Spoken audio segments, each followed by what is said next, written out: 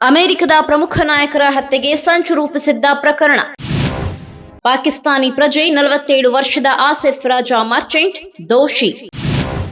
Brooklyn federal ನ್ಯಾಯಾಲಯದಿಂದ ಮಹತ್ವದ ತೀರ್ಪು. ಅಮೆರಿಕದ ಅಧ್ಯಕ್ಷ ಡೊನಾಲ್ಡ್ ಟ್ರಂಪ್ ಸೇರಿದಂತೆ ಅಮೆರಿಕದ ಪ್ರಮುಖ ನಾಯಕರ ಹತ್ಯೆಗೆ ಸಂಚು ರೂಪಿಸಿದ್ದ ಪ್ರಕರಣದಲ್ಲಿ ಪಾಕಿಸ್ತಾನಿ ಪ್ರಜೆ 47 ವರ್ಷದ ಆಸಿಫ್ ರಾಜಾ ಮರ್ಚೆಂಟ್ ದೋಷಿ ಎಂದು ಬ್ರೂಕ್ಲಿನ್ ಫೆಡರಲ್ ನ್ಯಾಯಾಲಯ ತೀರ್ಪು ನೀಡಿದೆ.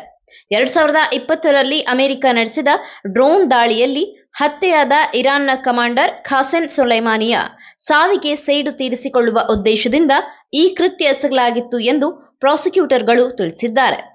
ವಿಚಾರಣೆಯ ಸಂದರ್ಭದಲ್ಲಿ ಮರ್ಚೆಂಟ್ ಟೆಹರಾನ್ನಲ್ಲಿರುವ ತನ್ನ ಕುಟುಂಬವನ್ನ ಇರಾನಿನ ಕ್ರಾಂತಿಕಾರಿ ಪಡೆಗಳಿಂದ ರಕ್ಷಿಸಿಕೊಳ್ಳಲು ಅನಿವಾರ್ಯವಾಗಿ ಈ ಸಂಚಿನಲ್ಲಿ ಭಾಗಿಯಾಗಿದ್ದಾಗಿ ಹೇಳಿದ್ದಾನೆ. ಇದಲ್ಲದೆ ಸ್ಫೋಟಕ ಮಾಹಿತಿಯೊಂದನ್ನು ಬಿಚ್ಚಿಟ್ಟಿದ್ದಾನೆ.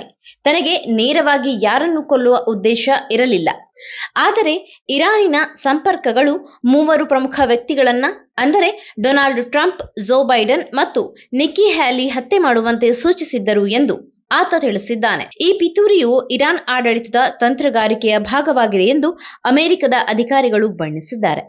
ಆಸಿಫ್ ರಾಜಾ ಮರ್ಚೆಂಟ್ ಪಾಕಿಸ್ತಾನದ ಉದ್ಯಮಿಯಾಗಿದ್ದು ಇರಾನ್ನೊಂದಿಗೆ ನಿಕಟ ಸಂಪರ್ಕ ಹೊಂದಿದ್ದ ಎಂದು ಅಮೆರಿಕದ ತನಿಖಾ ಸಂಸ್ಥೆಗಳು ಮತ್ತು ಪ್ರಾಸಿಕ್ಯೂಟರ್ಗಳು ತಿಳಿಸಿದ್ದಾರೆ. 2024ರ ಜುಲೈ 12ರಂದು ಅಮೆರಿಕದಿಂದ ಪಲಾಯನ ಮಾಡಲು ಯತ್ನಿಸುತ್ತಿದ್ದಾಗ ಈತನನ್ನ ಅಮೆರಿಕದ ಅಧಿಕಾರಿಗಳು ಬಂಧಿಸಿದ್ದರು. ನಂತರ ಬ್ರೂಕ್ಲಿನ್ನ ಫೆಡರಲ್ ನ್ಯಾಯಾಲಯದಲ್ಲಿ ನಡೆದ ವಿಚಾರಣೆಯಲ್ಲಿ ಅಂತಾರಾಷ್ಟ್ರೀಯ ಭಯೋತ್ಪಾದನೆ ಮತ್ತು ಹಣಕ್ಕಾಗಿ ಕೊಲೆ ಸಂಚು ರೂಪಿಸಿದ ಆರೋಪಗಳ ಮೇಲೆ ಈತ ದೋಷಿ ಎಂದು ಸಾಬೀತಾಗಿದೆ.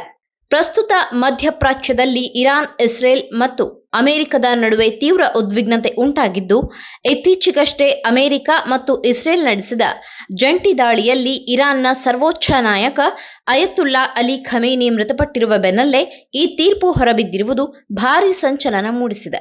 ಮಧ್ಯಪ್ರಾಚ್ಯದಲ್ಲಿ ಯುದ್ಧದ ಕಾರ್ಮೋಡಗಳು ಕವಿದಿರುವ ಹೊತ್ತಿನಲ್ಲೇ ಈ ಪ್ರಕರಣದಲ್ಲಿ ತೀರ್ಪು ಬಂದಿರುವುದು ಅಂತಾರಾಷ್ಟ್ರೀಯ ರಾಜಕೀಯದಲ್ಲಿ ಭಾರೀ ಚರ್ಚೆಗೆ ಕಾರಣವಾಗಿದೆ. ಈ ಮಾಹಿತಿ ನಿಮಗೆ ಇಷ್ಟವಾಗಿದ್ದಲ್ಲಿ ಈ ಬಗ್ಗೆ ಕಮೆಂಟ್ ಮಾಡಿ, ವಿಡಿಯೋನ ಲೈಕ್ ಮಾಡಿ, ಶೇರ್ ಮಾಡಿ. ನಮ್ಮ ಚಾನೆಲ್ನ ಸಬ್ಸ್ಕ್ರೈಬ್ ಮಾಡದಿದ್ದಲ್ಲಿ ಬೇಗ ಸಬ್ಸ್ಕ್ರೈಬ್ ಮಾಡಿ. ಧನ್ಯವಾದ.